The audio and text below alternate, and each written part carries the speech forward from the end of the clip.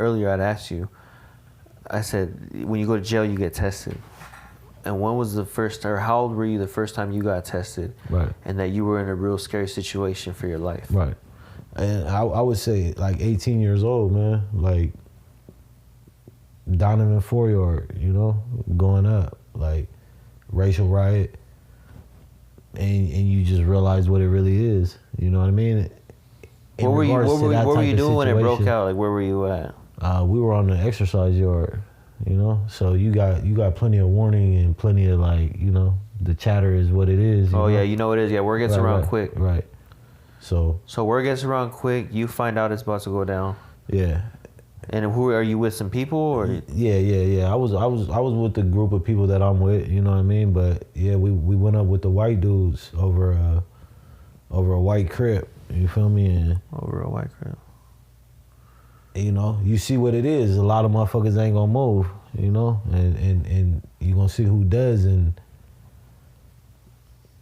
this is scary. You know what I mean? Yeah, I can imagine. Yeah, it's scary. And did you have a weapon on you at the time? Nah. You just barehanded and we going up? Yeah, barehanded. Reception yard. It's limited what you could get. I'm sure, you know, some motherfuckers was out there with them, though. Yeah. You know, but not everybody. Yeah. So it broke out, and that was the first time that you were in there, and you were like, wow, this is for real. Like, welcome to prison. Yeah. Yeah. And you're 18. Yeah. Hey, but prior to that, I'll be honest with you. I gotta give it up to Big Bro though. Like the very first time when I knew prison was real, it was prior to that. But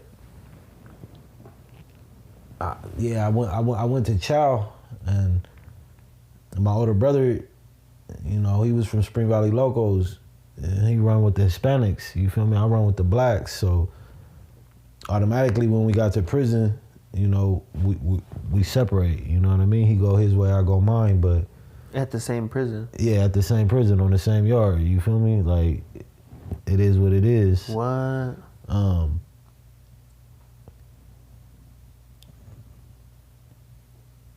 I would say, like, the first day or the second day that I was ever on the yard, we went to Chow, and I'm walking with the homies. They telling me what I need to know. You feel me? He walking with his homies. They telling what he need to know. Yeah.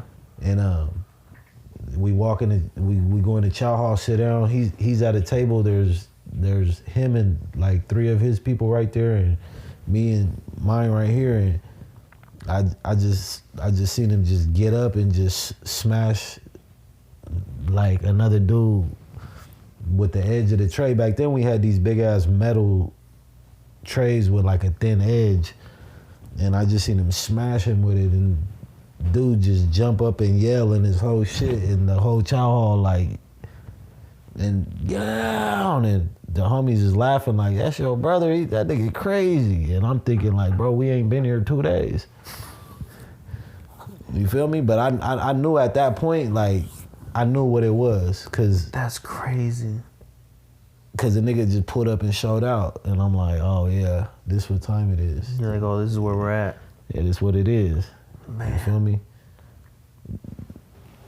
Demos, you feel me? They call them demos. They call them demos. Yeah. That's wild. I've never heard that one. Yeah, but he put a demo down like day 2, and like we were on the same case together on that burglary when that shit happened. Oh yeah. You feel me? So what did that do to his time? Oh, he ended up going to like a level 4 and shit. You know, I went to like that, right? Yeah, I went to like a 2 or 3. That fool went straight to a 4. So he probably went to the 23 and 1s quick. Yeah, he went up there with the big dogs. Damn. Yeah. What are some other like things that you remember about demos per se, or situations like that where you just saw and you're like, wow, this is so crazy. Like you're like, we're not in the valley no more. Like I'm not at home no more. That just like rocked your world, and you're like, I can't believe I'm seeing this. Man, I would just say that like people are nosy out here in the real world, but like in there when you see some shit, that was like the biggest thing. Like it's easy to be nosy like when you see shit. Like, oh, what happened? But like in there you just like oh man, like that's the hardest part, just knowing like fuck them. You know what I mean? Out here people trying to help you and shit. And there's fuck them. You know? Yeah. That just in general, that was like I'm like, damn, okay, shit get tricky, dehumanizing. Yeah, like see a motherfucker get his shit, and it's like, man, don't look that way, because if you look, the police gonna look at what y'all looking at, and that's like telling. So mind your business and keep pushing, like. Yeah. Yeah. Let's get closer to like when you're about to get out. Yeah. Like the 6 months prior. What's that feel like? Unreal. Like, yeah. So they sent me back from Oklahoma as I got closer. They sent me back to Centinela, matter of fact. I heard they had like this new program where like you could get out early. Like if you go to like a halfway house or some shit with an ankle bracelet. Oh, yeah? Yeah, and I'm like, because I had that escape back in the day, I was excluded from all that type of stuff for like 10 years, but the 10-year exclusion had already expired. Oh, yeah. So I was eligible to go to like one of those programs.